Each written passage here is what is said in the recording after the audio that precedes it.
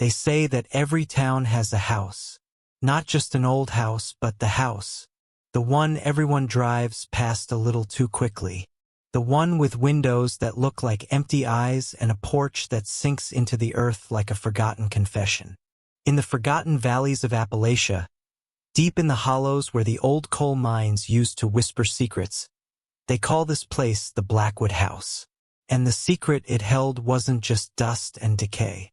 It was a sin, a silent, heavy curse that clung to the very air. This is the story of Mark and Lena, and the cleaning job they should have walked away from. Welcome, viewers, to Scary Folk Tales USA. Please note, the following tale is inspired by regional American legends and may contain intense psychological suspense and mature themes. Viewer discretion is advised. If the dark woods start whispering to you, perhaps it's time to turn off the light. Mark wiped a smear of industrial cleaner off the lens of the camera mounted on his dashboard, squinting at the GPS screen. He and Lena were driving a beat-up, oversized van emblazoned with their hopeful, slightly desperate business logo, Deep Clean Dreams. Extreme decontamination and restoration.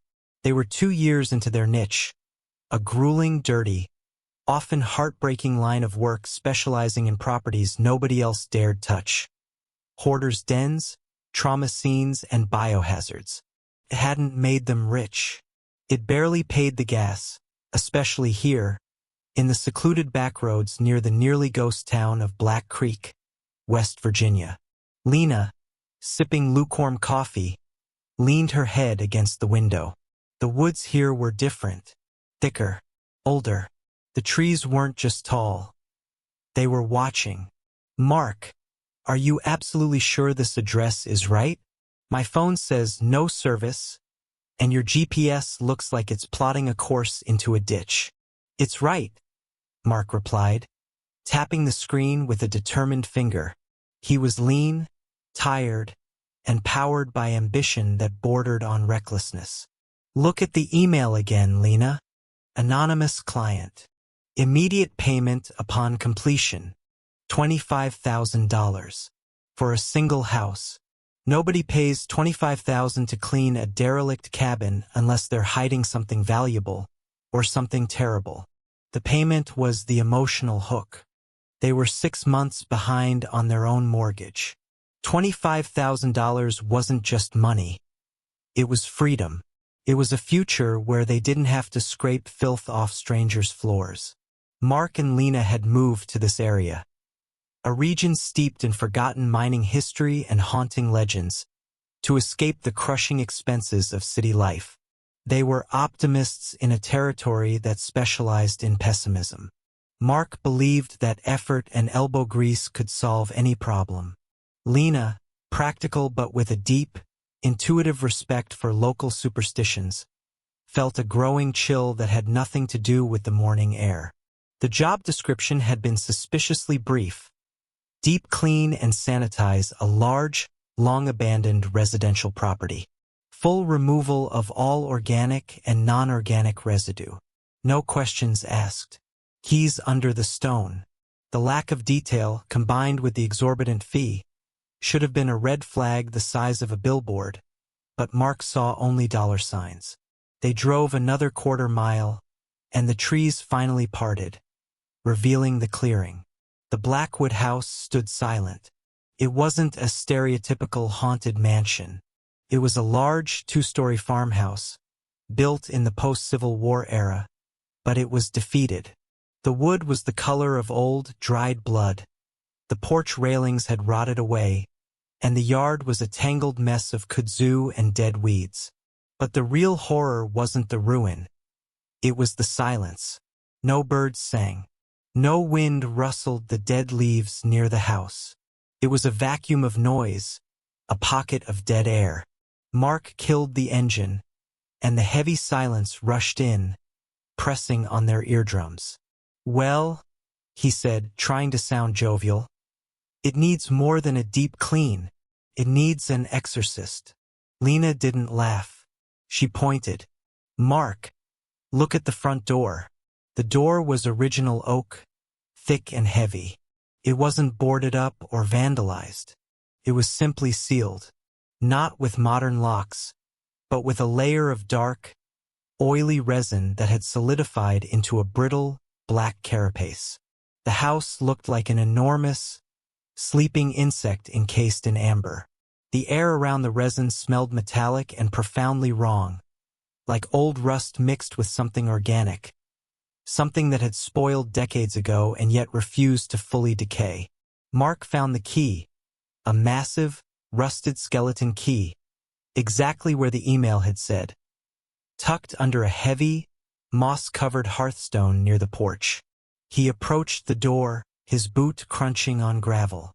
He had to use a crowbar to chip away the centuries-old crust of grime and resin just to get the keyhole exposed.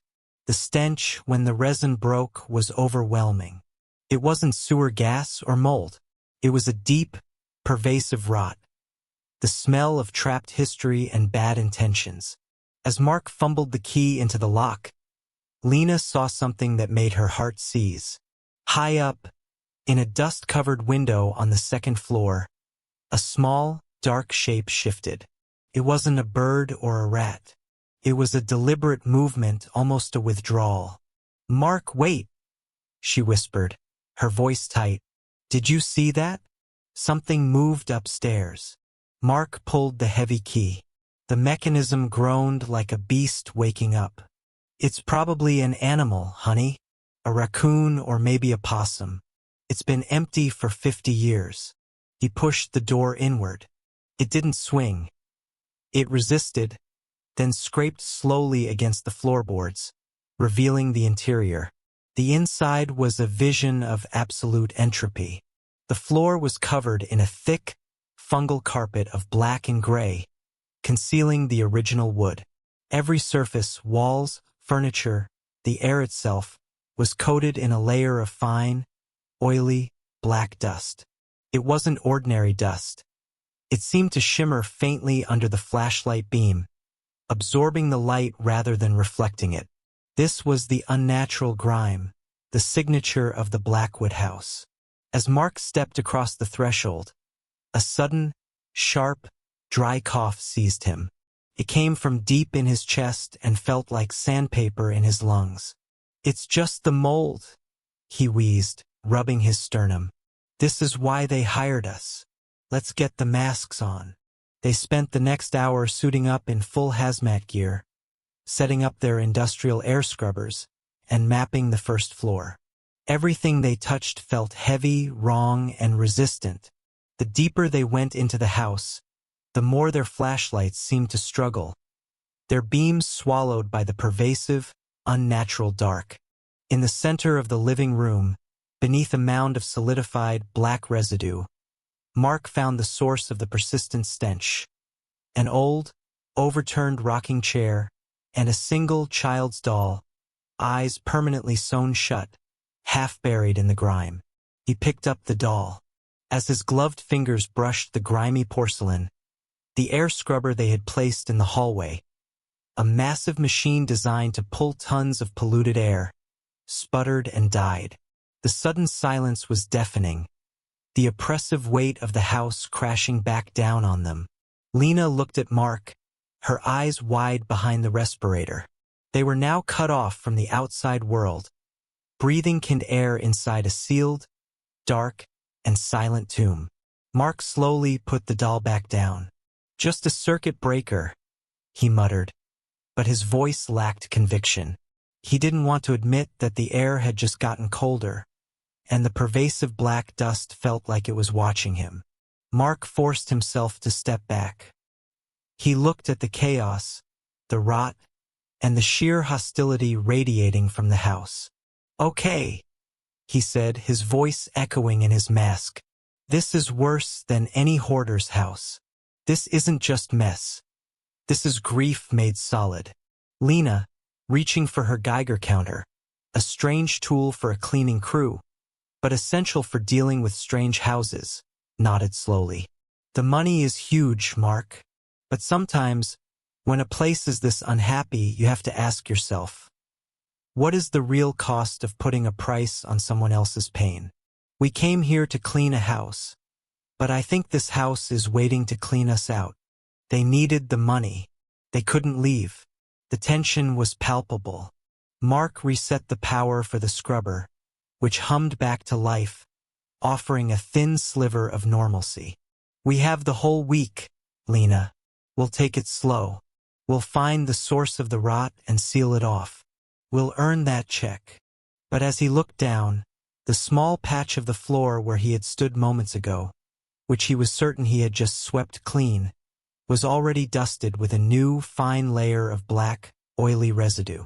It was impossibly fast. It was like the house was cleaning itself by getting dirtier.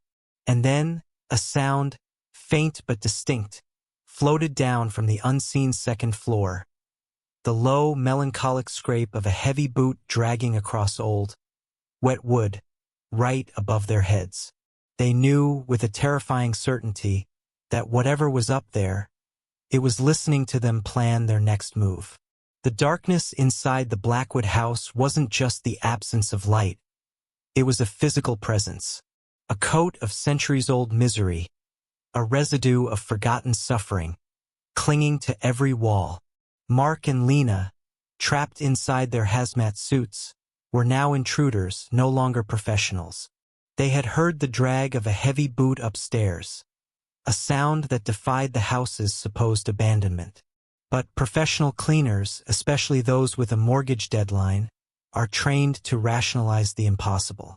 They told themselves it was the wind, the settling of old timber, or perhaps the rodent they hadn't seen yet. But deep down, they knew the truth. The house was awake, and the filth was its skin. Mark, convinced the noise was structural, insisted on moving cautiously upstairs first to secure the perimeter and assess the worst of the contamination. The central staircase was a monumental task, each riser and tread coated in the same thick, black, waxy residue that resisted their strongest solvents. It looked like solidified tar, bubbling faintly in the beam of their tactical flashlights. As they ascended, the smell intensified. It was no longer just rot, but something acrid, like burnt metal and despair. Lena's Geiger counter began to crackle intermittently, a faint, rhythmic tick-tick-tick, suggesting an unusual, though not immediately dangerous, energy signature. She held her breath, not from the fear of the smell, but from the sudden, chilling thought. What if the curse wasn't in the dirt, but the dirt was keeping the curse contained? The second-floor landing was a maze of closed doors, all equally sealed by the black grime. The air here was notably colder, despite the heat of the summer day outside. Mark, still fighting his sudden cough, struggled with the first bedroom door, trying to chip away the stubborn resin. Mark's professionalism was starting to fray, replaced by a desperate, almost angry obsession. The $25,000 had become a fixation. He scrubbed harder, chipped faster, muttering about the cost of the solvents he was wasting. He was a man fighting a deadline and a debt, and that single focus made him less cautious, less attuned to the subtle warnings around them. "We need to get to the source of this filth, Lena," he strained, prying at the door with a crowbar. "It has to be water damage or a massive infestation, some kind of biomass generating this taint." He finally forced the door open. Inside, the room was a mirror image of the downstairs.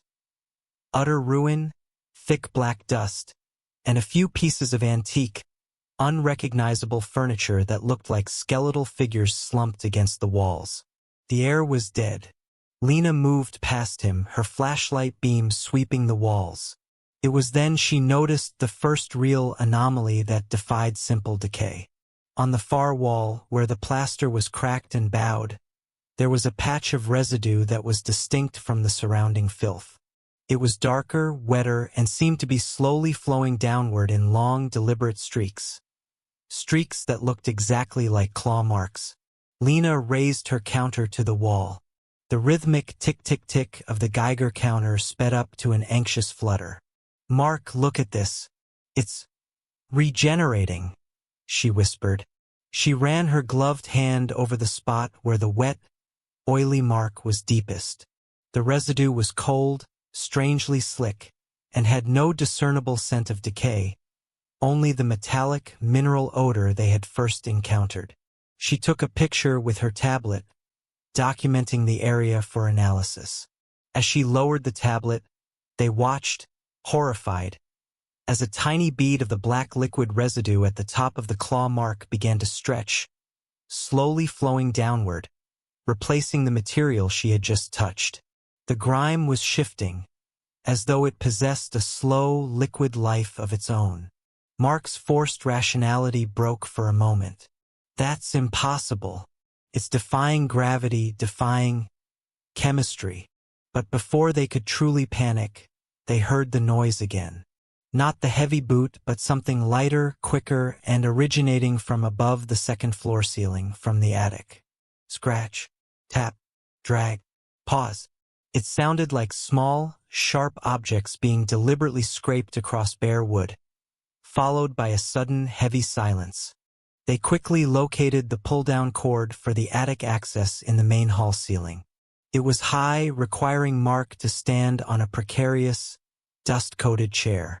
The cord itself was almost invisible, completely coated in the black resin, fused to the plaster.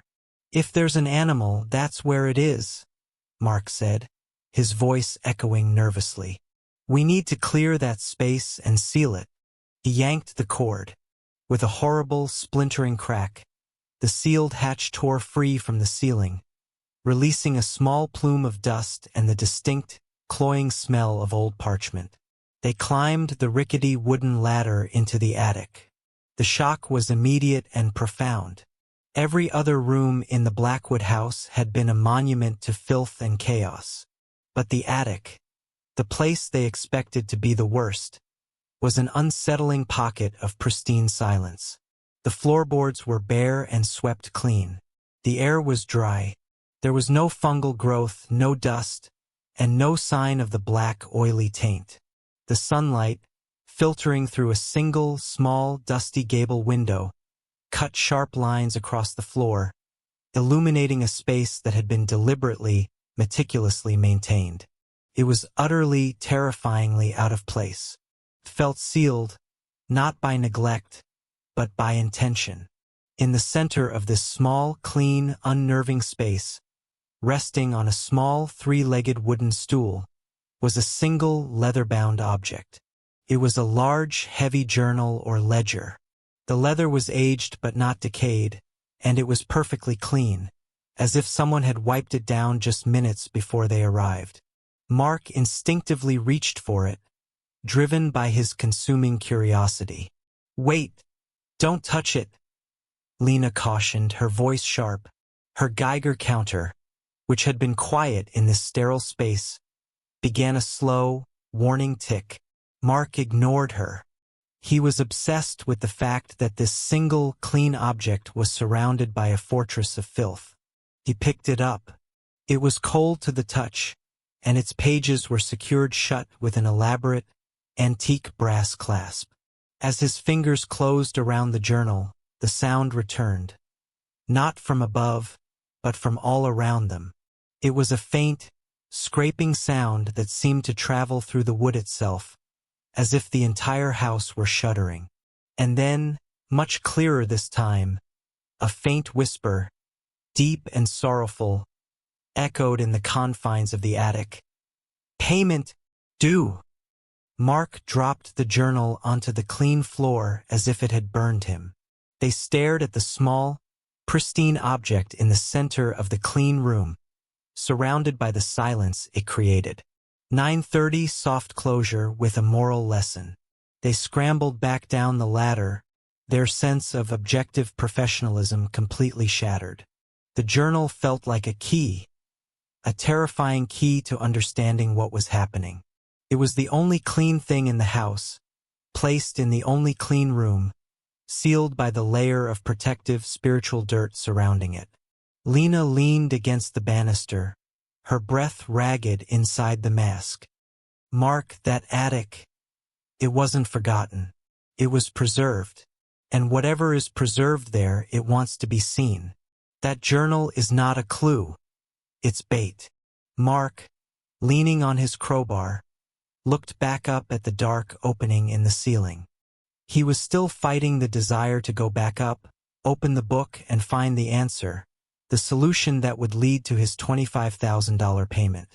We're cleaning this house, Lena. And that means cleaning everything. We have to know what's in that book. No, Lena said firmly. The lesson here is respect. The house is telling us that some things are meant to stay silent.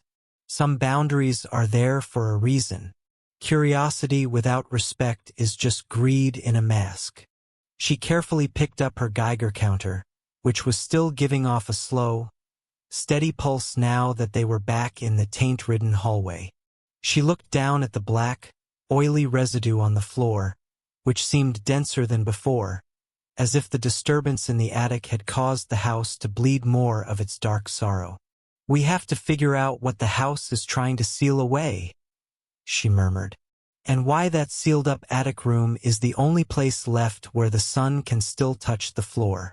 What secret is so terrible that even the dirt won't touch it? She then noticed something horrifying. The crowbar Mark had been leaning on had left a clean streak on the wall where it had rested for a mere minute. And already, visibly, tiny black veins of the oily residue were beginning to creep back into the freshly cleaned line, sealing the wall again, burying the exposed plaster. The house didn't want to be cleaned. It wanted to be forgotten. Some secrets are not meant to be shared. They are too heavy, too sharp, and too desperate to be brought into the light.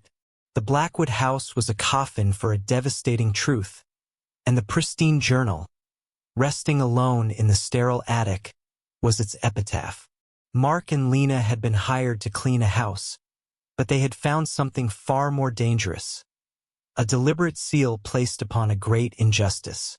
To break that seal was to invite the past not just to be remembered, but to be revenged.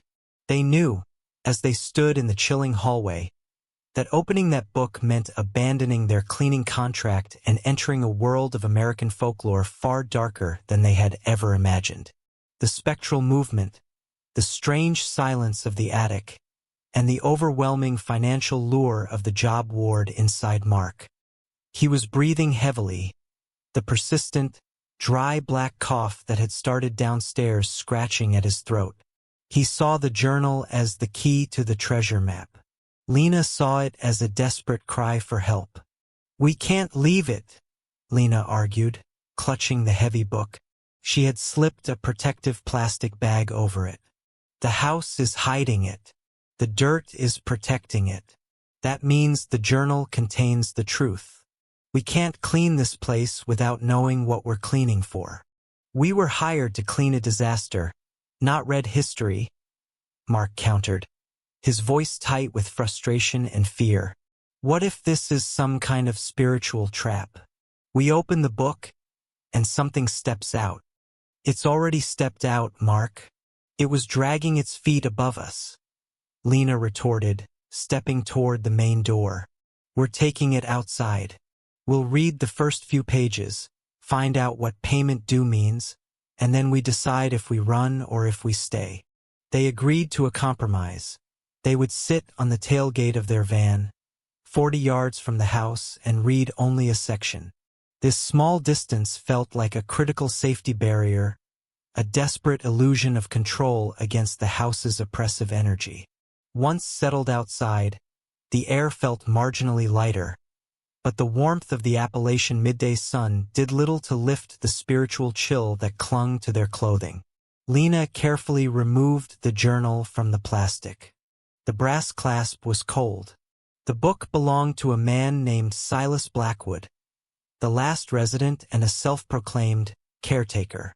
The handwriting was elegant but frantic, deteriorating from clear script into desperate, looping scrawls over the pages. The dates inside spanned the late 1920s through the mid-1930s. Lena flipped through the first pages, reciting the eerie entries aloud. June 14th, 1928. The payment is late. The silence is a shield, but the cold is a hunger. I must remember the seal. Never clean the central hall floor. Never scrub the stones in the cellar. Let the earth keep its grief. August 3rd, 1930. The taint grows.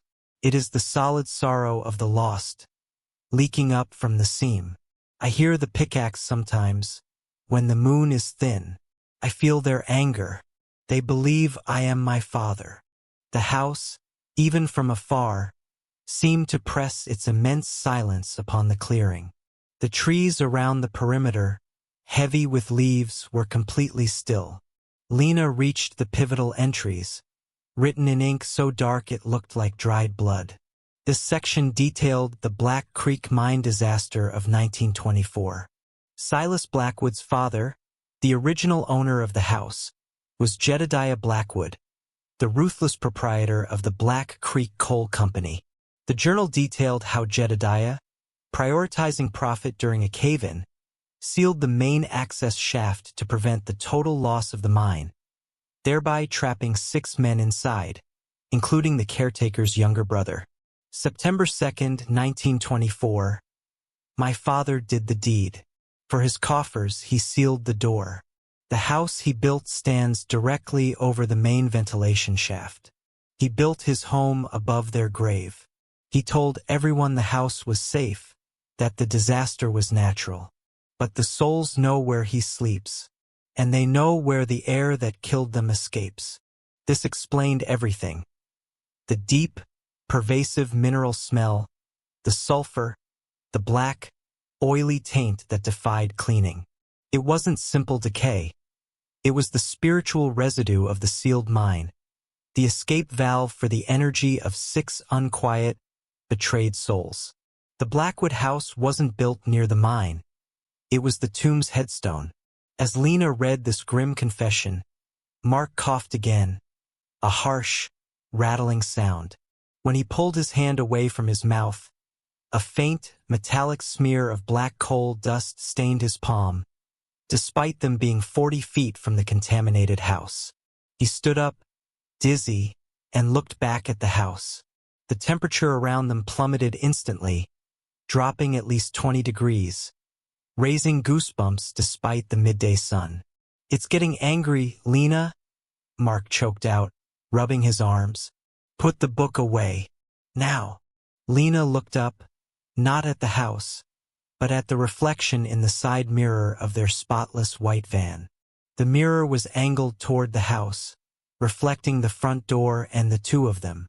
And in the reflection, standing right behind Mark, was a tall, slender silhouette that rippled and distorted the heat haze above the porch. It wasn't the sun's shadow. It was too solid, too black. It was standing right where the dragging sound had come from.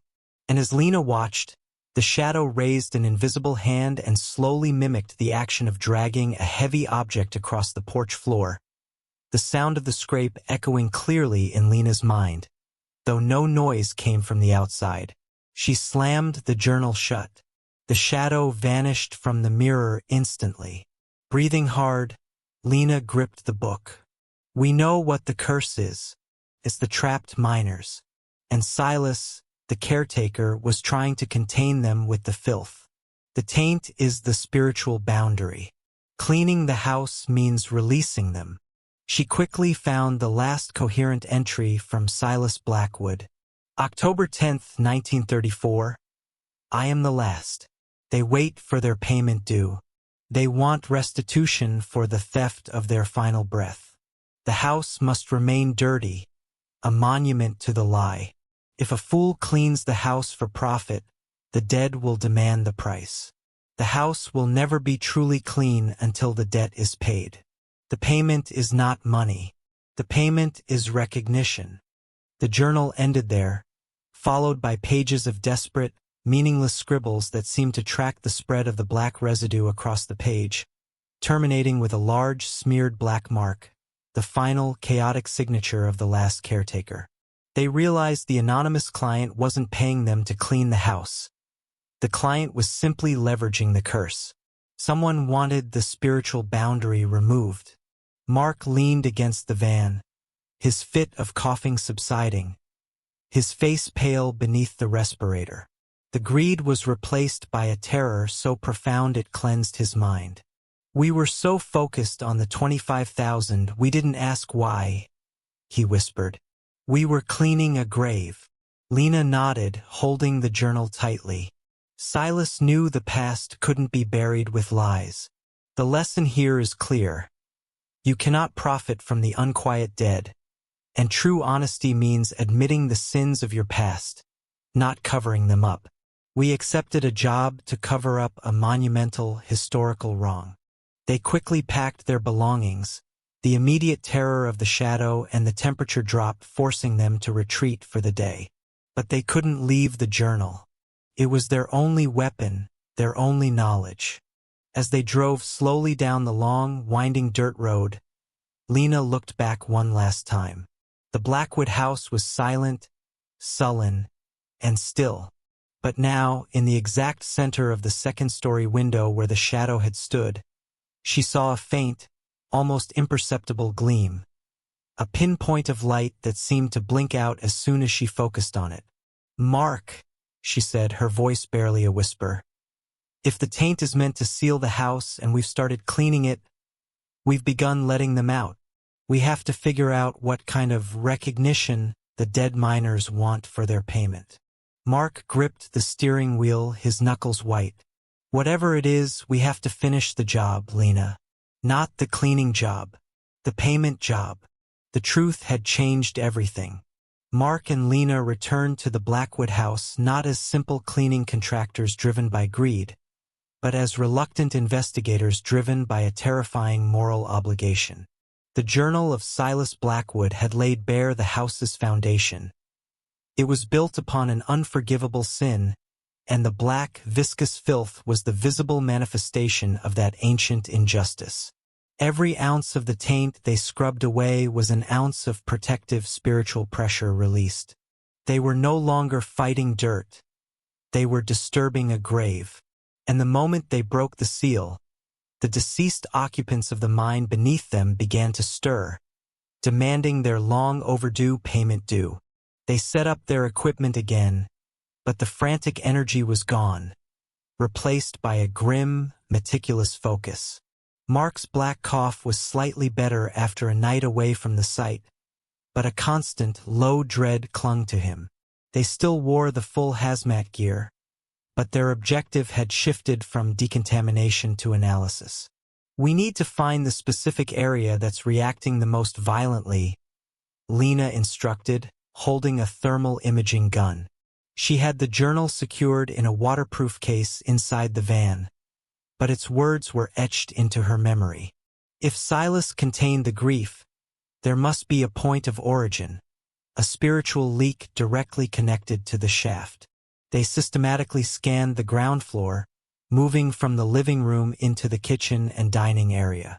The thermal imager registered no heat, only cold spots concentrated low to the ground, especially near the old stone fireplace, which the journal indicated was near the ventilation shaft. In the dining room, they found a particularly egregious section of the wall. The taint here was thick, almost three-dimensional, like dried mud. Mark had tried scrubbing this spot yesterday with bleach, leaving a patchy area of temporarily cleaner plaster. Lena shined a powerful UV light on the patch. The effect was immediate. Under the ultraviolet glow, the black residue wasn't uniformly dark. It had a crystalline structure, and within its deeper layers, she saw a repeating pattern. "Mark, look at this," she murmured, zooming in with her phone camera. "It's not random decay. Look at the lines. It's an image, a repeating, distorted image." The pattern, when viewed closely, was sickeningly clear. A series of eyes, wide and hollow, and mouths stretched in silent screams, all interconnected by the viscous, oily substance. It was the visual signature of suffering, replicated countless times across the grime. Mark saw it too, the remnants of faces, perhaps the trapped men, crystallized into the very material of the house. He felt a wave of nausea, followed by a flash of defiance. Okay, if this is a physical manifestation of the curse, we hit it with everything we've got. If we can clean the whole wall and it comes back, we know for sure that it's supernatural and we stop cleaning. They focused their immense effort on the dining room wall. They deployed their industrial steam cleaner, specialized solvents, and high-powered detergents, the kind of chemicals that dissolved biological hazards and years of built-up grease instantly. The heat and steam momentarily pushed back the grime. The plaster beneath, visible for the first time in decades, was a sickly, pale green. They were winning, clearing a 2-square-meter section. As Mark applied the final, heavy-duty degreaser, a chemical meant to strip paint and grease, he realized the fluid wasn't working. It slid off the oily residue instantly, losing its potency as soon as it made contact. It was as if the taint possessed a spiritual antacid, neutralizing their chemical efforts. Then the auditory hallucinations began. Faintly at first, muffled by the sheer thickness of the walls, they heard distant, echoing cries, voices shouting in panic, metallic banging, and the sickening sound of rock grating on rock. These were the terrified, final moments of the trapped miners, leaking through the spiritual ventilation shaft. The house was not settling. It was waking up in anger. The sounds grew closer and sharper, now accompanied by a chilling, rhythmic metallic clink. Thud, clink, thud, resonating deep within the floorboards. It was the unmistakable, deliberate sound of a pickaxe striking coal, a sound that shouldn't be possible 60 years after the mine was sealed and flooded. Lena froze, her thermal gun clattering onto the floor. She pointed toward the wall they had just cleaned. In the center of the freshly exposed green plaster, a small black dot appeared. It wasn't dripping from above. It bled from the wall itself, growing rapidly. In less than 2 minutes, the dot had expanded into a stain the size of a dinner plate. And as they watched in horror, the oily material began to shape itself. It wasn't a random smear. It formed the clear, distinct outline of a distorted, suffering face, mouth open in a soundless scream, its eyes wide and black. It was the embodiment of the repeating pattern they had seen under the UV light, but now it was a singular, massive, and newly formed entity. The face was wet, glistening, and radiated an intense, focused cold. Mark stumbled backward, his hands up. The sight of the rapidly reappearing, shaped stain, the uncleanable stain, was a direct, chilling communication. The house was telling them, this is my nature. You cannot erase this pain. The metallic clink, thud, from below intensified, accompanied by a low, guttural moan that was not a ghost's wail, but the sound of profound, trapped physical effort.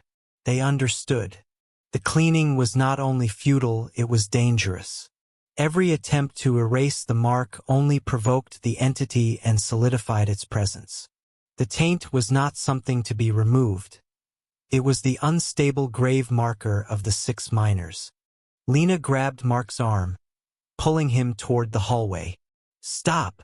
Mark, stop the water, stop the steamer, now. We're not cleaning. We're digging them up. Mark's earlier ambition collapsed completely under the weight of the apparition. He looked at the screaming, oily face on the wall, and the reality of the journal's warning finally sank in. They were not fighting a biohazard. They were fighting karma. They quickly shut down the main power to their equipment and fled the dining room, leaving the newly formed, monstrous stain glistening on the pale green wall. The auditory hallucinations slowly faded as they retreated, replaced by the usual oppressive silence of the house. Lena managed to reset her composure. We came here thinking we could buy our future by scrubbing away someone else's past. But the house taught us a crucial lesson. Bravery is not about brute force or chemical strength. It's about the wisdom to recognize a power greater than yourself and knowing when to quit fighting and start honoring. They had to stop cleaning for profit and start figuring out the payment due, the true recognition the trapped spirits demanded. Mark leaned heavily against the truck, retrieving the journal. He coughed, and this time, the black dust on his palm was denser. He was carrying the residue of the house with him. The journal said they want recognition, he rasped, his throat raw. 6 men, Lena. 6 names. We can't clean the house, but maybe we can clean their memory. He opened the journal to the end, looking at the crude map Silas had sketched. It showed the main house and the location of the old ventilation shaft and the sealed mine. Silas Blackwood tried to bury the truth with dirt. The miners are trapped beneath the house. Lena pointed to a spot on the map marked the hearth.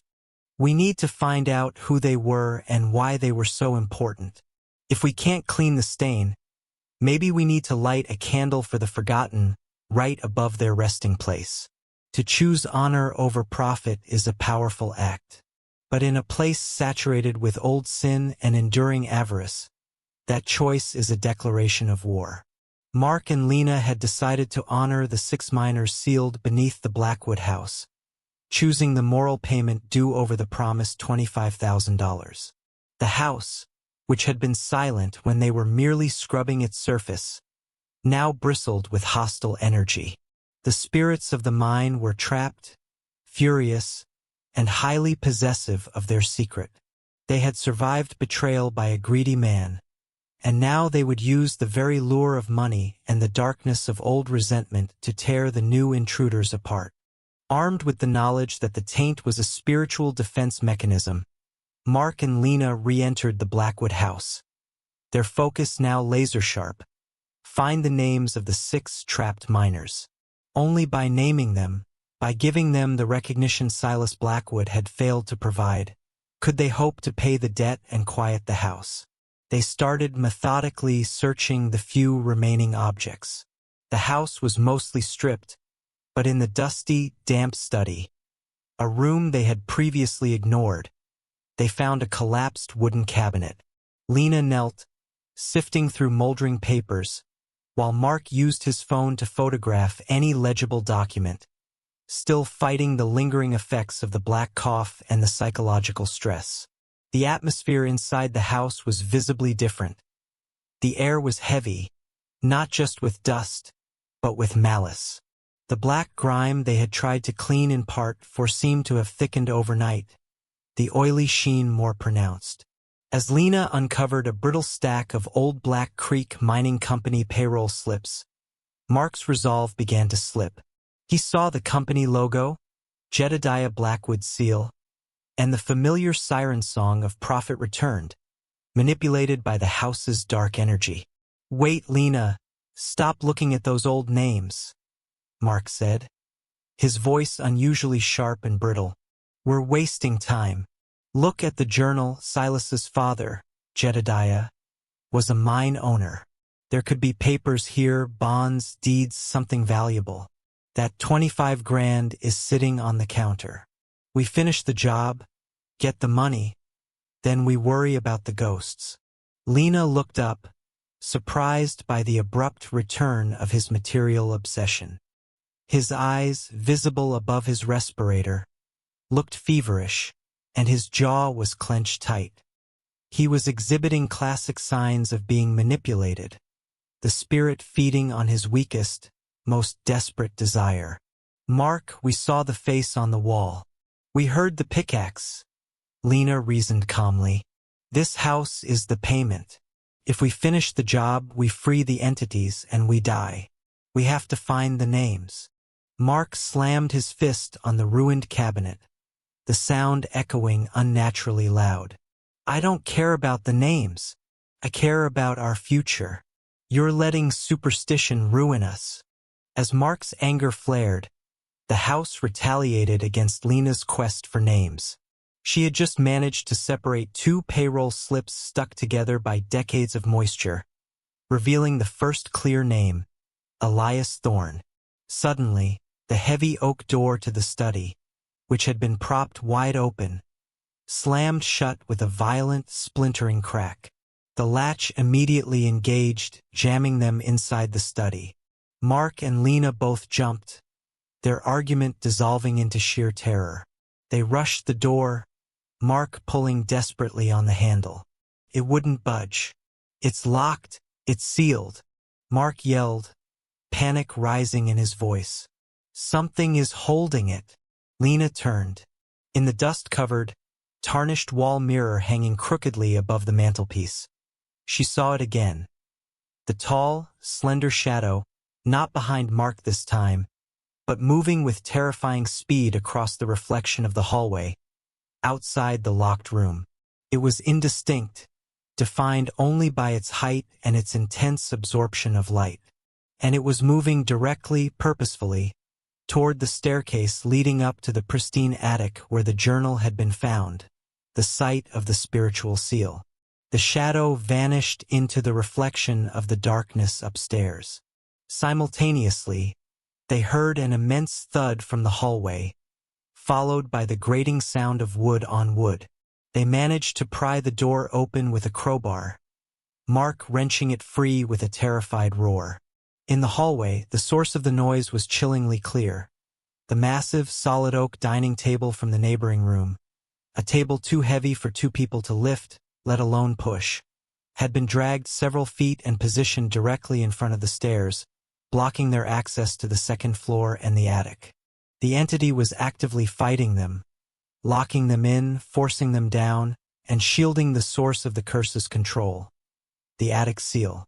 Lena stared at the impossibly moved table, her heart hammering against her ribs. She looked at the floor beneath the table. The black, oily taint had spread dramatically, flowing out from the center of the hall to form thin, liquid veins leading directly toward the trapped table legs. Mark, still wrestling with the spiritual influence, tried to argue. "See? We have to leave. It wants us to leave.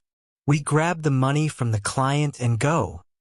Lena grabbed his shoulders, forcing him to look at the newly spread grime. "Mark, it doesn't want us to leave. It wants us to give up on the names. It wants the debt to remain unpaid." The shadow went to the attic. "It's trying to protect the seal, protect the truth. This isn't just a ghost. It's a protector of an old lie. Perhaps Jedediah Blackwood himself, the greedy mine owner." The thought snapped Mark out of his spiritual daze. The terror of confronting the entity was suddenly less potent than the realization that he was being manipulated by the very greed that had killed the miners. "The money. It means nothing," Mark whispered, his voice returning to normal, his eyes clearing. "It was just trying to distract me." They gathered the few payroll slips Lena had found. They had one name, Elias Thorne. 5 more names were still hidden in the house. The entity was clearly telling them, the debt will not be paid. They decided to retreat and research the name Elias Thorne, realizing they couldn't fight the entity's physical strength and psychological attacks simultaneously. The house was becoming too hostile. The entity, whatever it is, tried to blind you with what it knew you wanted most. "Safety and money," Lena said as they climbed back into the van. "The moral of this terror, Mark, is that the lure of material gain can blind you to danger, and you must recognize the signs of spiritual manipulation before they make you turn against your own conscience. We have to stick together, or this house will bury us, just like it buried those men." Mark turned the key in the ignition. The van roared to life instantly. As they drove away, they noticed that the heavy dining table was still blocking the stairs in the central hallway, a physical barrier left by an unseen force. Lena looked at the single payroll slip, Elias Thorne. "1 down, 5 to go," she murmured. "We know what the entity doesn't want us to do. reveal the names. But why is the shadow entity trying to protect the attic seal? And what does the truth about Elias Thorne have to do with the $25,000 payment? The past rarely stays quiet, especially when it's paved over with lies. Elias Thorne was more than a name. He was the first thread pulled from the tapestry of tragedy. Mark and Lena's external research confirmed the horrifying reality contained in Silas Blackwood's journal. The 1924 Black Creek mine disaster was not an accident, but a premeditated, greedy act of sealing men alive. The local archives were thin, deliberately scrubbed of detailed information, but the sheer fact of the injustice was clear. To pay the debt of recognition, they needed the other 5 names. And they knew, with a dreadful certainty, that the true answers weren't in any dusty government file. They were buried deep, beneath the silent, angry feet of the Blackwood house. For 2 days, they scoured online archives and obscure historical sites related to Appalachian mining fatalities. They learned that Jedediah Blackwood had successfully covered up the full extent of the tragedy, publicly listing only 2 official fatalities, Elias Thorne and another man named Silas, later confirmed not to be the caretaker, but his uncle. This proved Jedediah had actively erased 4 lives from history to protect his profits. The house is holding the true roster, Lena asserted, scrolling through articles. It's the only place the truth hasn't been buried by man. The entity blocked the stairs in Part 5 because it doesn't want us searching the upstairs or the attic, where the only clean things are. We need to go the opposite direction. We need to go down. To the basement, to the shaft. Mark agreed, the need for resolution overpowering his fear. He felt a constant, heavy pressure in his chest, and his black cough, though sporadic, was a persistent, terrifying reminder of the entity's proximity. They realized the taint was not just dirt, but concentrated coal dust and spiritual residue that was literally entering his lungs. The basement of the Blackwood house was a typical Appalachian cellar, stone-lined, damp, and smelling overwhelmingly of wet earth and mildew. But beneath the usual decay, there was a new, sinister layer of odor. Sulfur and raw, ancient coal dust, carried on a cold, unnatural draft that seemed to flow from the very floor. According to Silas's journal, the stone hearth in the main floor living room was directly above the main sealed ventilation shaft. The basement, then, must contain a hidden access point, or at least structural confirmation of the house's terrible placement. They set up their thermal imaging equipment and their high-powered lights. The thermal imager immediately picked up a massive, profound cold sink radiating from the center of the basement floor. A cold that wasn't structural, but spiritual. They focused their lights on the central floor area. The stones here were irregular, ancient, and coated in a thin, greasy layer of the taint, darker and more mineral-based than the fungus upstairs. As Mark began to chip away at the grime on a large, flat slab of slate in the center, the air grew violently cold. Their lights flickered rapidly, failing to maintain steady power despite the fully charged batteries.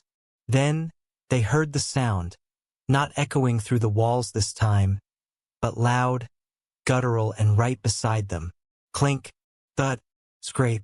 The sound of the pickaxe, closer than ever. Lena whirled around, shining her light into the darkest corner of the cellar, and for the first time they saw a clear spectral presence. It was a tall, heavily built figure, defined by the sheer absence of light. It wore the vague outline of heavy, coarse cloth, a miner's uniform, and its form seemed to vibrate with intense, contained rage. It stood absolutely still for a moment, its face obscured by the darkness and the heavy brim of an ethereal cap. And in its hands, it held a pickaxe, its head shimmering with a pale, cold, unnatural light. The figure did not rush them. It simply began to move, slowly and deliberately, dragging the pickaxe head across the rough-hewn stone floor, creating the horrible scrape sound they had heard upstairs. It was marking its territory, forcing them back. As the spectral miner dragged the tool, the lights in the basement surged violently, throwing blinding flashes of light, and then failed completely, plunging the basement into absolute, terrifying blackness. In the dark, Mark was seized by a fit of the hacking black cough, doubling over and leaning against the cold, damp wall. The contact with the wall, covered in the mineral taint, seemed to trigger a frantic, almost instinctual urge. He suddenly remembered the specific location the journal had sketched, the ventilation shaft near the hearth. He felt the wall near his hand and, driven by the panic and the ghost's immediate presence, his fingers found a seam in the mortar, a small, square depression he had missed before. He fumbled desperately, his lungs screaming from the cough, and managed to pry loose a loose stone panel, which fell away with a quiet thud. Inside the small, dusty niche, there was no treasure, only a brittle, yellowed scroll, an old hand-drawn mind map dating back to the 1920s. Mark shoved the map into his jacket and grabbed Lena's hand. The spectral presence was still moving in the blackness, the terrifying scrape sound drawing nearer. They retreated, scrambling back up the wooden steps and slamming the heavy basement door shut, locking it with a heavy deadbolt they had installed earlier. The moment the door clicked shut, their emergency flashlight, which had remained dark, sputtered back to life. Safe upstairs, breathing the less contaminated air, they unrolled the brittle scroll. The map was definitive. It showed the main Black Creek mine shaft, the tunnels, and the fateful Section C, which was sealed by explosives. And intersecting the old, faded lines of the mine tunnels was the rectangular outline of the house. A line marked Main Air Release ran directly from the sealed Section C, straight up, terminating precisely under the Blackwood house's hearthstone, confirming Silas's fears. The house was not just near the mine. It was literally built over the spiritual and physical exhaust vent of the tomb. The taint was the exhaust. The ghosts were the pressure. Mark looked at the map, then at the sealed basement door, then at his hand, which was smeared with the greasy black dust. "The earth remembers," he whispered hoarsely. "Jedediah built his house to hide the sin, but the earth itself is exposing it. The house is alive with their rage." Lena carefully refolded the map, her hands trembling. "We were right to stop cleaning, Mark." This confirmed it. Confronting the source of a curse, going down into the mind's whisper, is rarely the solution. It's an invitation. We have the location of the bodies, but we still need the rest of the names to honor them. We must find a way to pay the debt without going into that basement again. The map also contained a small legend on the side, detailing the ventilation system. Lena pointed to a faded, barely legible note next to the main air release shaft. "Only way to fully seal the release is with a living offering." They stared at the cryptic, terrifying words. "A living offering?" Mark whispered. What did Jedediah or Silas mean by that? And why would they write it on a map of the air shaft?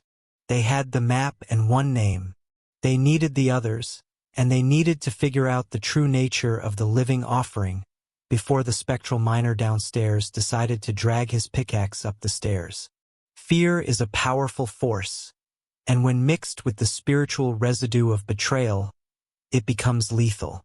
The discovery of the old mine map and the chilling phrase, "living offering," shattered Mark and Lena's resolve. The house was no longer a mystery. It was a hungry entity demanding a soul to pay an ancient debt. Lena's instinct screamed flight. But the house, powered by the rage of 6 betrayed miners and possibly controlled by the dark spirit of the greedy owner, Jedediah Blackwood, was fighting to keep its prisoners. They had uncovered too much truth, and the price of leaving now would be far higher than the price of staying. They had returned from the basement with the map, shaken and desperate. They sat downstairs in the contaminated living room, the chilling specter of the pickaxe and the terrible promise of a living offering weighing them down. Lena, her face pale, stared at the front door. "We have to go, Mark. Not just leave the house, but leave Black Creek," Lena insisted, folding the map. "We know enough. We can send this map and the journal anonymously to the West Virginia Historical Society. Let them pay the debt. We have to save ourselves." Mark shook his head, his dark, persistent cough returning with renewed fervor. He rubbed his chest, his eyes cloudy with a mix of fear and irrational determination. The exposure to the coal dust and the entity's presence in the basement had begun to corrupt his rational thought process again, hooking onto his sense of responsibility. "No, we can't," Mark argued, his voice hoarse. "If we leave it, someone else will find it, or the entity will go on claiming lives. Silas Blackwood wrote that the house demands the final payment. We open this door. We know what recognition means. We just need the rest of the names. We finish this, Lena. We finish it right." His determination, however, sounded less like bravery and more like obsessive spiritual compliance. He was subtly shifting back to the completion mindset, manipulated by the curse. They were at an impasse, their mutual trust frayed by the terror and Mark's irrationality. Lena, seeing the danger in his eyes, decided to take action. She grabbed the keys, intending to force a retreat. "I can't let you stay here and sacrifice yourself, Mark. If you won't leave with me, I'm going for help," she announced, rushing toward the heavy oak front door. She reached the door and twisted the skeleton key in the lock. The tumblers turned, and the heavy bolt retracted. She grasped the cold, brass handle and pulled. The door didn't budge.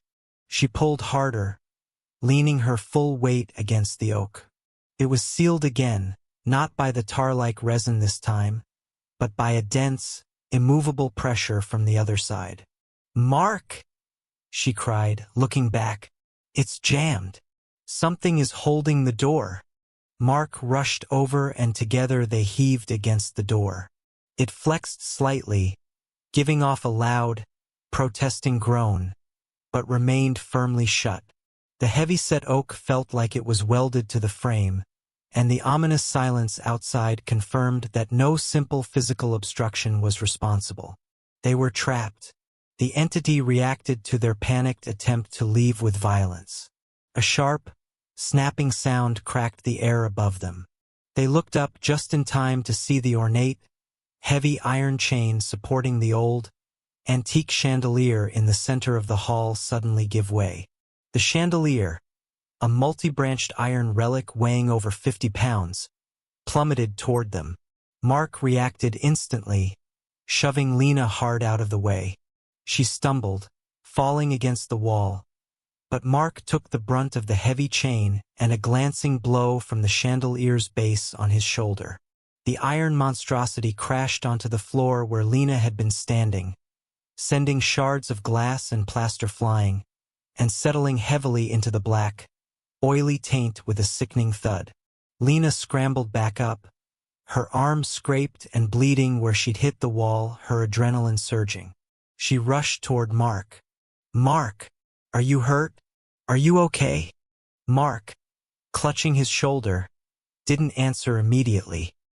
He stared down at the damage on the floor, his eyes wide and strangely cold. He wasn't looking at the pain in his shoulder or at Lena's fear.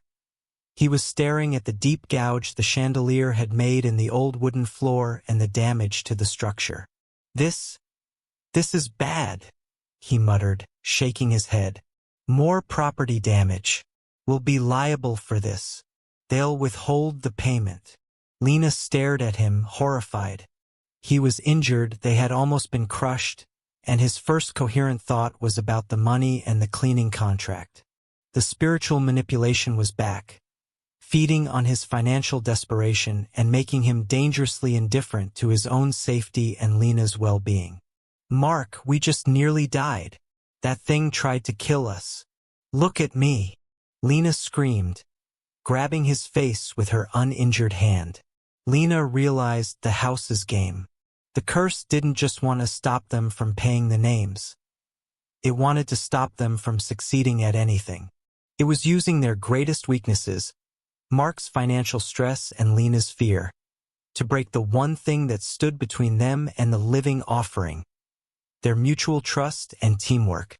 "Mark, listen to me," Lena said, forcing her voice to be steady, even as blood beaded on her scraped arm. "The entity wants us to fight. It wants you to care more about the money than you care about me. It wants me to run away and leave you behind. The payment due isn't just the names. Right now, it's our loyalty to each other. If we break, we become vulnerable to the offering." Her words finally cut through the spiritual haze. Mark looked at his bleeding shoulder, then at the massive, lethal object on the floor, and finally into Lena's eyes. The cold, obsessive look faded, replaced by genuine terror and shame. "Lena, He gripped her hand. "I'm sorry. I'm so sorry. I can't think straight in here. You're right. We're trapped. We have to stick together." They quickly bandaged Lena's arm with a sterile field from their kit and retreated to the front study, a room they deemed safest for the moment. The heavy door remained sealed, a chilling symbol of their incarceration. "We almost became the living offering by turning on each other," Lena murmured, checking the door handle every few minutes. "The house taught us today that in the face of the unknown and true evil, teamwork and mutual trust are not options. They are the most powerful form of protection you possess. We pay the debt by not letting the greed of the past destroy our future." They now knew they couldn't leave and they couldn't clean. Their only path was to find the remaining 5 names. They had the map pointing to the sealed mine under the hearthstone. Lena looked at the map again, specifically at the cryptic note. "Only way to fully seal the release is with a living offering. The entity sealed the front door to keep us in, Mark. It physically hurt me because I tried to run," Lena stated, looking at Mark's injured shoulder. "If the mine owner's spirit is trying to stop us from finding the names, then what if the living offering is the final, true name of the 6th man, the one Jedediah hated and wanted erased most of all?" Mark looked toward the basement door. "If the rest of the names are in this house, they're not in the main floor or the sealed attic. They have to be in the deepest, darkest place, where the pickaxe scrapes." Trapped within the Blackwood house, injured and isolated, Mark and Lena faced an impossible choice: surrender to the curse that demanded their separation and silence, or find the courage to pay the ancient debt. They had the map, they had one name, Elias Thorne, and they knew the mine lay directly beneath them.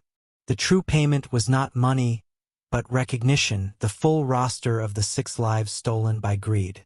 The question wasn't if the house held the remaining names, but where the cruel mind of Jedediah Blackwood, or the anguished soul of Silas, would have hidden the only honest record of the tragedy. They knew they had to find the final surface, the one surface meant to remain clean, or the one surface meant to be forgotten. Mark's shoulder was throbbing where the chandelier had struck him, but the pain had sharpened his focus, cleansing the last vestiges of the spiritual greed. With the front door sealed and the stairs blocked by the table, they focused their search on the ground floor's most secluded, least used rooms. They consulted Silas Blackwood's journal one last time. Silas had made cryptic references to his father, Jedediah, keeping a record of accounts in the coolest, darkest place. In rural Appalachian homes, this almost always meant the root cellar or a deep pantry. They located a small, wooden-paneled door off the main kitchen.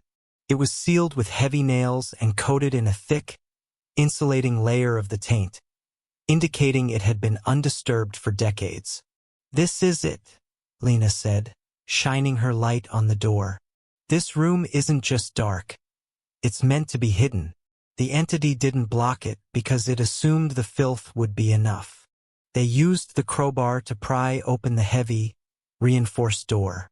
The air that rushed out was stale, cold, and heavy with the mineral scent of the mine shaft. The sulfur and coal dust Mark was now intimately familiar with. The room was a small, stone-lined root cellar, partially dug into the earth. The walls were covered in the black, oily taint, denser and more saturated here than anywhere else in the house. Mark, ignoring the pain in his shoulder, began carefully scraping away the filth on the back wall, realizing the terrible irony. They had to clean this final spot to reveal the truth, knowing the act itself was dangerous. As he scraped, the exposed wall beneath was not bare stone, but plaster covered in layers of white paint.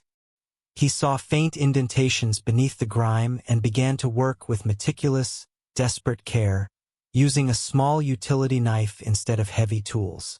With every scrape, the air in the small cellar grew heavy, vibrating with a low, intense hum.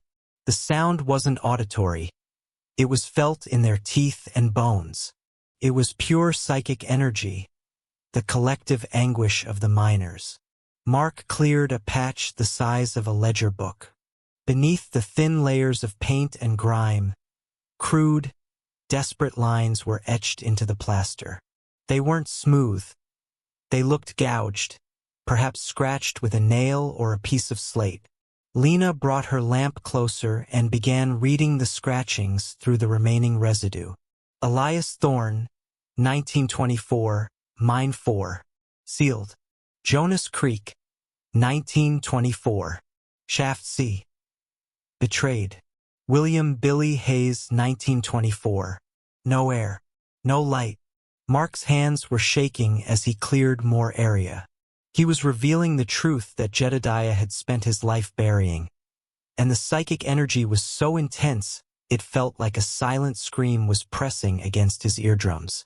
The names kept coming: Jonas Creek, William Hayes, Thomas O'Malley, and Samuel Vance. 5 missing men now accounted for. Mark finished the clearing, stepping back to reveal the complete, desperate record. 5 names, added to Elias Thorne. 6 men total. But there was one more entry, etched lower down, slightly separated, and more deeply gouged into the plaster. The 6th MB. The boy. He knew. Silence is his grave. 6 names. The full roster. The final surface was revealed. The moment the last line was read, the air vibrating around them intensified into a tangible roar. The walls of the root cellar seemed to warp and breathe. The rhythmic clink, thud of the pickaxe, which had been silent, returned, but it was no longer coming from the basement. It sounded like it was coming from inside the walls of the root cellar itself. The entity wasn't trying to stop them anymore. It was demanding acknowledgement. It wanted its story to be read, its pain to be felt. Mark and Lena stood shoulder to shoulder, reeling from the sheer psychic weight of the room. The entity's goal was now terrifyingly clear. It was not merely protecting the house. It was leveraging the curse to force the recognition it was owed. The house was not a secret tomb, but a desperate billboard screaming the names of the lost. They had all 6 names, including the cryptic 6th MB, the boy who knew. This had to be the final, most crucial name, the one Jedediah hated most for witnessing the crime. The taint didn't stop us here. Mark, Lena whispered, holding her hand against the vibrating wall. It only slowed us down. This place was meant to hold the truth, waiting for someone brave or foolish enough to reveal it. We have paid the recognition debt. Now we face the last, worst part. The living offering. They carefully photographed the carvings, capturing every name and every desperate word. They knew they could leave now, but the seal on the front door and the presence of the pickaxe ghost meant their exit was still blocked. Silas carved these names knowing they might be erased by time or rot, Lena said, looking at the carved list.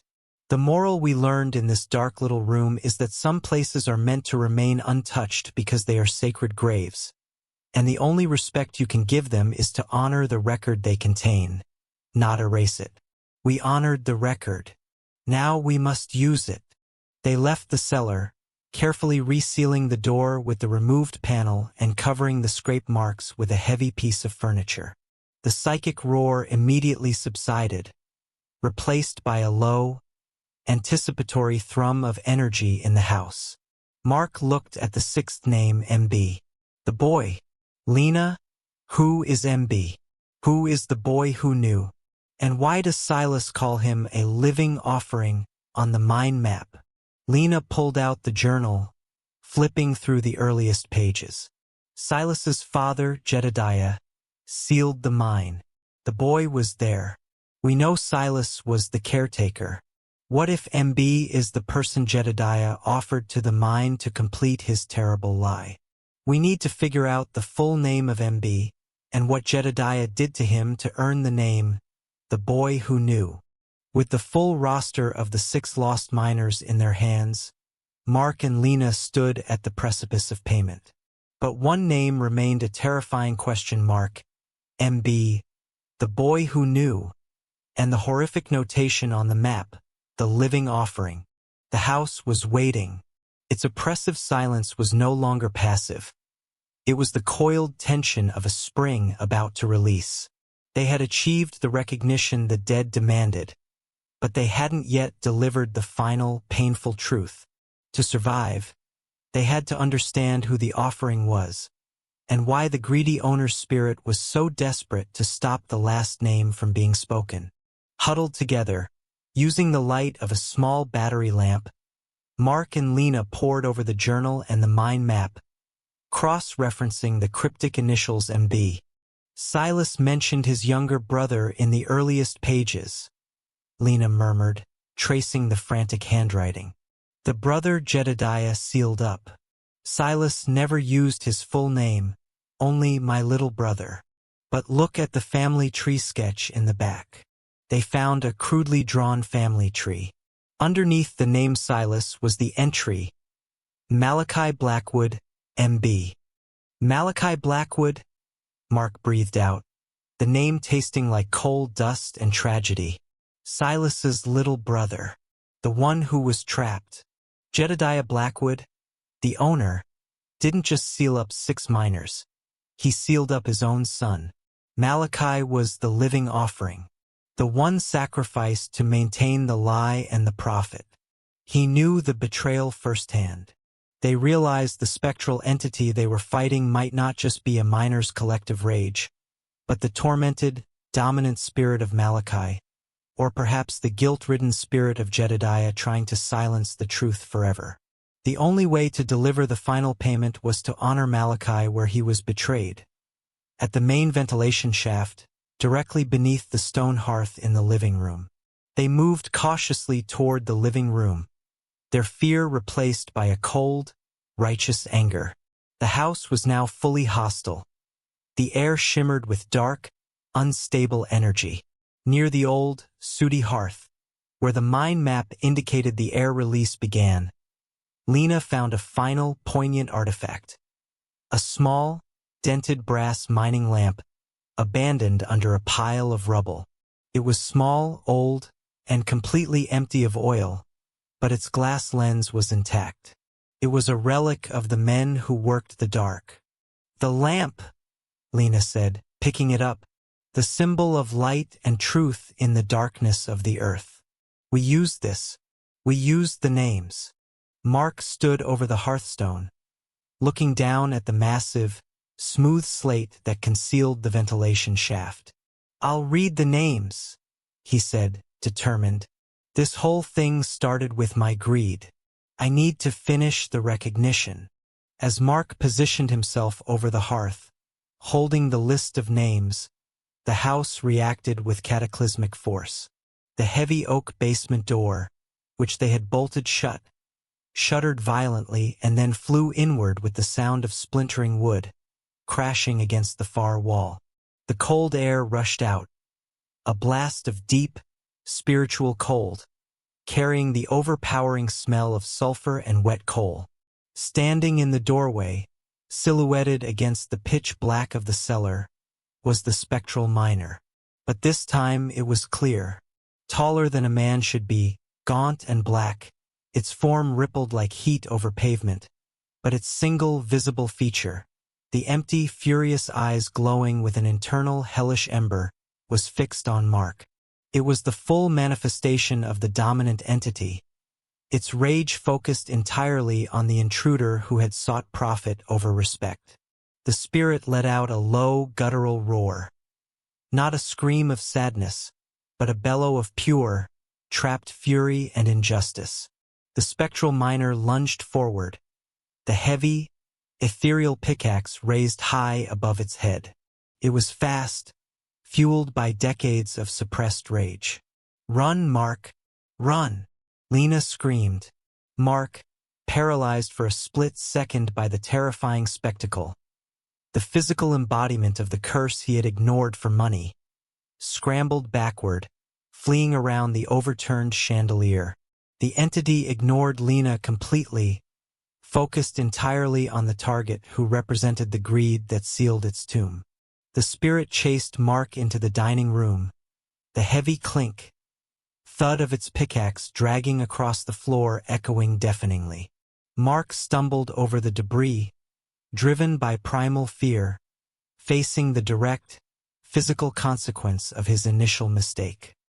He felt the cold air of the entity's passage, freezing his exposed skin and intensifying his cough to a choking spasm.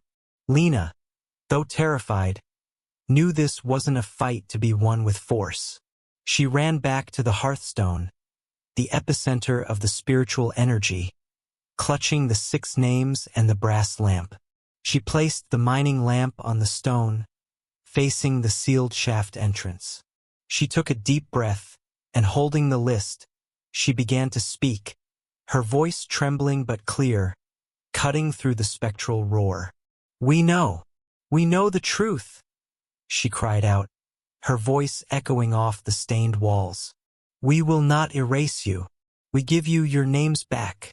Elias Thorne, Jonas Creek, William Hayes, Thomas O'Malley, Samuel Vance." The roaring entity paused, mid-chase, its shadowy form flickering violently, its energy diverted by the acknowledgement.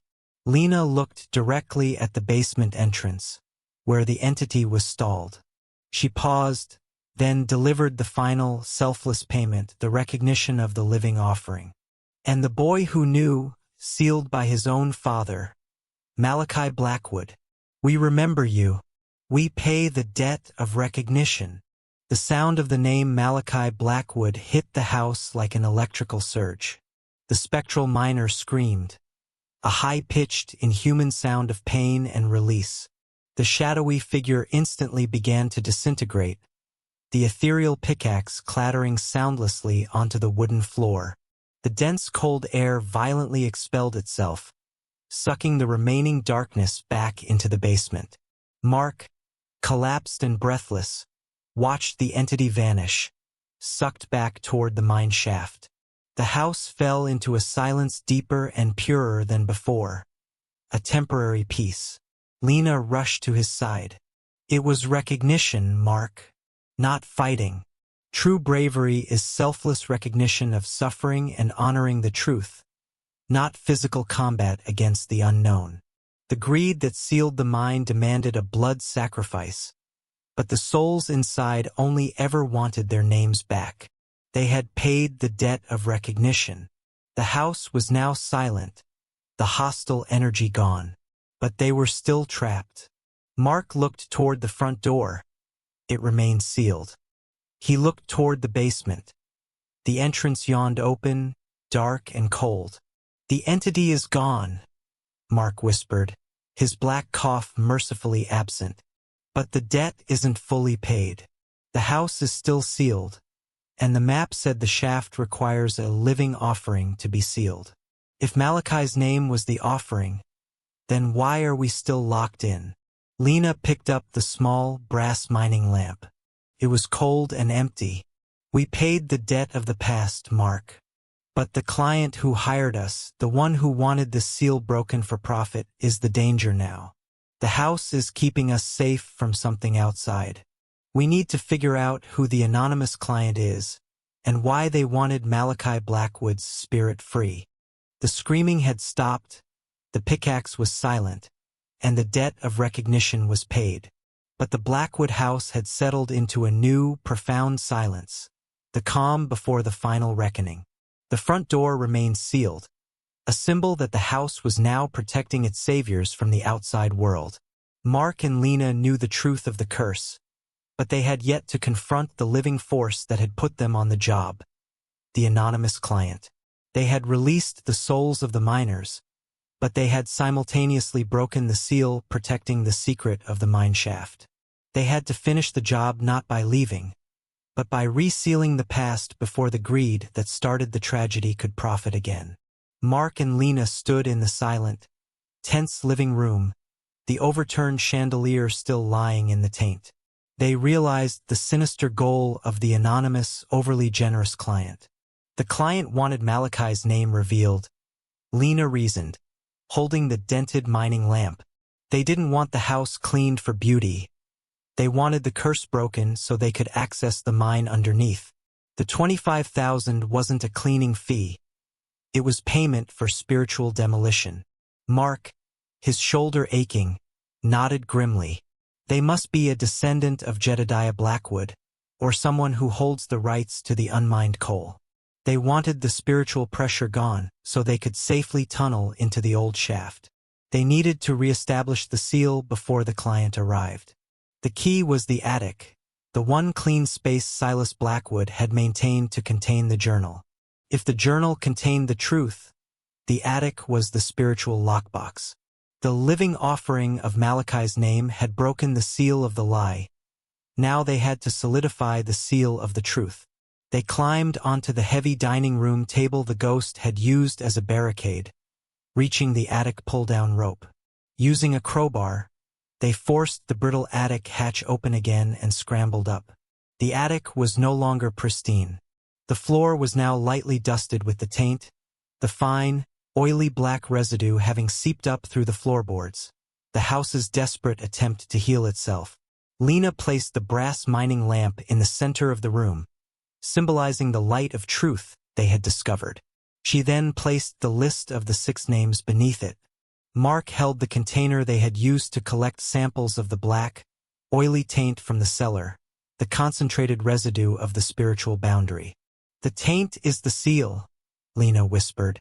"It is the earth's way of keeping the grief contained. We can't clean it. We have to honor it as a boundary." Lena walked to the center of the clean attic floor. She didn't clean the grime that was seeping up. Instead, she tipped the container and began to pour the thick, oily black taint onto the attic floor, deliberately spreading the filth, adding a new, protective layer of spiritual dust over the area, making the clean place dirty again. The moment the thick, black liquid hit the floor, the house reacted violently, but differently. There was no spectral pickaxe, only a deep, powerful structural shockwave that ran through the entire house. FWA thump. Downstairs, they heard the massive, deafening sound of the front door bolt retracting and the oak door swinging inward with a heavy, final thud. The house was unsealed. The seal was restored and they were free, but the client had arrived. They scrambled down the ladder, their hearts pounding, their eyes fixed on the open front door. They could hear the crunch of boots on the gravel outside, heavy, confident steps. Through the open doorway, they saw the client. A middle-aged man in an expensive suit, holding a briefcase. He looked determined and greedy. He was a Blackwood descendant, returned to claim the profit. He glanced at the ruined front hall, then sneered at Mark and Lena, recognizing them from the business photos they had submitted. "Well, look at that," the client sneered, his voice oily with false charm. "The cleaners finished the job. The spiritual nuisance is gone, and the mine is accessible. Where's my confirmation?" Mark and Lena didn't stop. They knew this man was more dangerous than any ghost. He was the embodiment of the greed that had started the curse. They sprinted past him, diving out the front door and onto the porch, leaving their remaining equipment behind. As they ran, Lena tossed the now empty taint container toward the man. "The job is done, but it's unfinished business for you. We put the names where they belong." The man, furious, looked from the running couple to the open basement door. He now had access to the mine, but the spirits were appeased and protected by a renewed seal. Mark and Lena never looked back. They drove away from Black Creek, never collected the $25,000, and shuttered their cleaning business, moving far away from the dark hollows of Appalachia. They were alive, they were together, and their conscience was clear. Years later, an old pickup truck drives down the long, gravel road leading to the Blackwood house. The house still stands. The Blackwood descendant tried to move in, tried to stabilize the structure, and even brought in excavators to access the sealed mine. But he failed. The house defied him. The black, oily taint returned with a vengeance. It did not spread wildly. It formed a solid, protective carapace over the foundation and the walls, a permanent, spiritual seal of cold dust and sorrow. The house was now dirtier than ever, protected by the very filth that Mark and Lena had initially come to remove. The descendant eventually left, defeated by a curse he could no longer profit from. The ultimate moral of the Blackwood house, whispered in the silent Appalachian hills, is that some darkness cannot be cleansed by human means.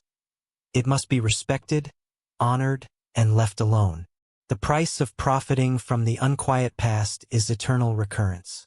Mark and Lena learned that true success lies not in the wealth you accumulate, but in the moral debts you refuse to incur.